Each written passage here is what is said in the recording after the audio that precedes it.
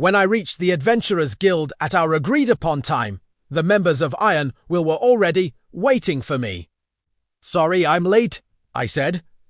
"No, we just got here a bit early, so don't worry about it," their leader, Werner, replied with a friendly smile. "It seems they make it a habit to be early for everything." "That's a good mindset to have. Well then, shall we get going?" I nodded, and we set off on our journey towards the Kingdom of Funin. The trip went smoothly after we left the city of Keels. The formation of Iron Will was impeccable. I was positioned in the center.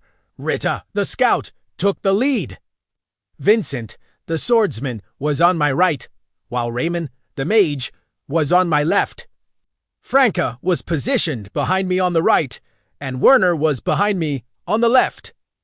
They explained that this formation was designed to protect me, their client, above all else in an emergency. "All right, time for a break," Werner announced. It was our lunch break. As promised, I started preparing the meal. That said, since we didn't have much time, I kept it simple. First, I pulled out the portable gas stove ID bought from the online supermarket from my item box. "Whoa, Mr. Mukoda, you have an item box? And a magic stove, that's amazing!" Vincent exclaimed. I nodded in response to his question. "Yeah, but the capacity is pretty small."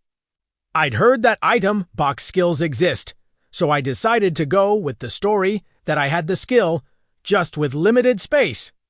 It's more convenient for carrying all my extra supplies, and I figured it was better than trying to hide it completely.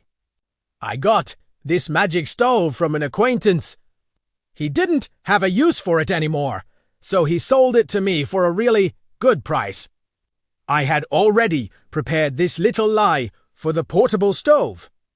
Lies can be pretty useful. While chatting with Vincent, I made some simple sandwiches with cheese and ham on bread ID bought from the online supermarket. Then, I put some instant consomme soup powder into wooden cups, making sure to hide the packet as I poured it. I added the hot water I'd boiled on the stove, and just like that, lunch was ready. "All right, everyone, lunch is served." I handed each of the adventurers a cup of soup and a wooden plate with a sandwich. "Well then, let's eat," Werner said, and everyone dug in. "Whoa, this is good." "This bread is so soft and delicious." "Yeah, you're right." "This bread is incredible, and the soup is fantastic too." "This is amazing, delicious." That was Vincent Rita Ramen Intatorde. I was glad they liked it. I mean, I really cut corners. They were especially shocked by the bread. They said only nobles usually get to eat bread this soft. It's true. Most of the bread I'd eaten here was dark, hard stuff. I tried to play it cool. This bread is made using a recipe from my hometown. I bought a bunch before I left and stored it in my item box. Everyone seemed a bit hesitant, knowing it was such a valuable item. But since it was food, they agreed it was better to eat it than let it go to waste. Plus, I could always restock the bread from the online supermarket anytime. Still, being able to have something warm to eat on the road is a real blessing, Werner commented, and everyone nodded in agreement. Seriously, we made the right choice accepting this request. Apparently, meals on the road are usually pretty bland, consisting of things like dried meat and hardtack.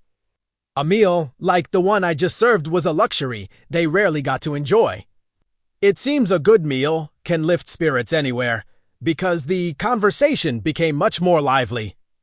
It turned out that the members of Iron Will had been sensing the growing unrest in the country and were already discussing moving to a different nation. That's when my request caught their eye. They felt it was the perfect opportunity. There was another escort quest with a higher reward, but they weren't desperate for money. The guarantee of good meals during the journey was what sealed the deal for them. They said that food expenses for 5 members can really add up. I told them I was glad to hear it. I was getting worried myself. I want to leave this country as soon as possible, but when I arrived in Kiel's, all the carriages had been stopped. I was really at a loss for what to do. Thanks to all of you, I can finally head to the Kingdom of Funin. I smiled at them. I might not look like it, but I'm pretty good at cooking, so you can leave all the meals to me from now on. Everyone smiled back. On a long journey like this, food is one of the few real pleasures. I'll do my best to cook for them. So I'm counting on them to get me to the Kingdom of Funin safely. Thanks for watching, and I'll see you in the next part of our adventure. Don't forget to like and subscribe.